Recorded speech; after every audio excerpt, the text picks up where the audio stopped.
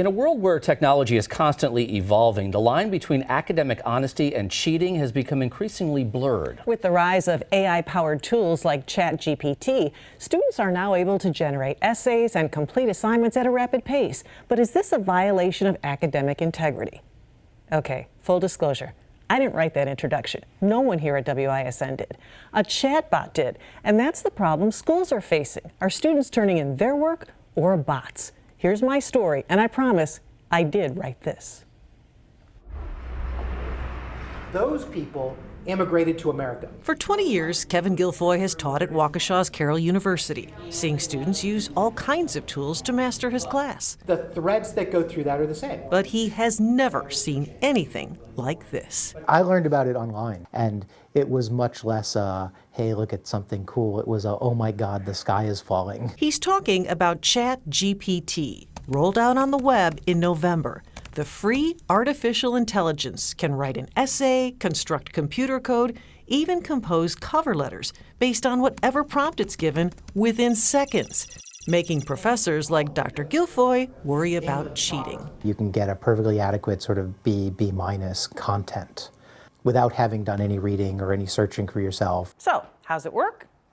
Time for a little show and tell. Say I'd like an essay on why the United States sent astronauts to the moon. I've got the site open and I put in the prompt. Seconds later, here comes the answer. The United States sent astronauts to the moon as part of the Apollo program during the Cold War with the Soviet Union. By the way, we added the AI voice and historical footage for effect. So how is this different from Google? Well, check this out. Give me that essay again using more sophisticated language. The United States embarked on an ambitious endeavor to send astronauts to the moon as part of the Apollo program during the height of the Cold War. Or maybe I'd like to learn about it like a Dr. Seuss story. Once upon a time, when the world was still young, the U.S. had a goal, not just for fun. To show the world their might and grace, they aimed to reach the moon to find a new place. And it's not just essays. I'ma just have ChatGPT take my finals. It's all over TikTok, and everybody's using TikTok. It's all over Instagram. Carroll senior Caden Endress has seen what ChatGPT can do, but he doesn't trust it for his assignments. The problem is it's not always correct information. And so that's fine, that's your choice, but you're also running the risk of having this incorrect information that you wouldn't know is incorrect because you didn't do the reading. From smaller private schools like Carroll to bigger public schools like UW-Milwaukee. It's very controversial. Students have seen it and its benefits. I had used it for a physics class that I had a really unhelpful professor in, and it did aid a lot in my understanding of the topic. Still, some public school districts, including New York City and Seattle, are blocking it from devices they give to students. Milwaukee Public Schools just decided to do the same. UWM is still working on its response. How do we work with this tool rather than trying to say, we're just going to outlaw it and pretend it doesn't exist? Because after students leave the institution, this is going to be part of their workplace.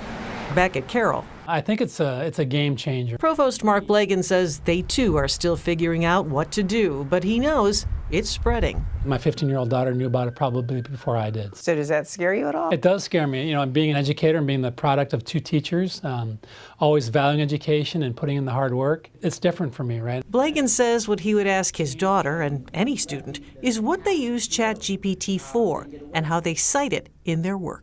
Don't use it to go around assignments, but use it to enhance your assignment.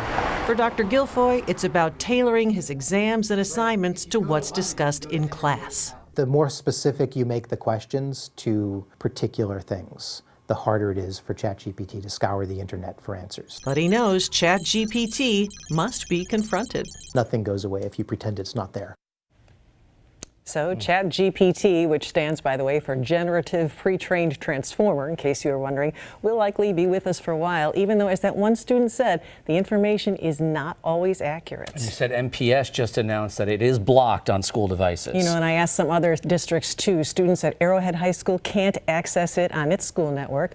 Waukesha considers its use a violation of its academic honesty policy, while Homestead says blocking it is not a viable option for now, as students have access to numerous devices and ways to access such a source. Meantime, the makers of ChatGPT announced last week the release of a tool that they say will help schools detect machine-written text. and other apps are being developed and marketed that say they'll do the same. Now, if you're curious and want to try it for yourself, we have a link in this story on WISN.com.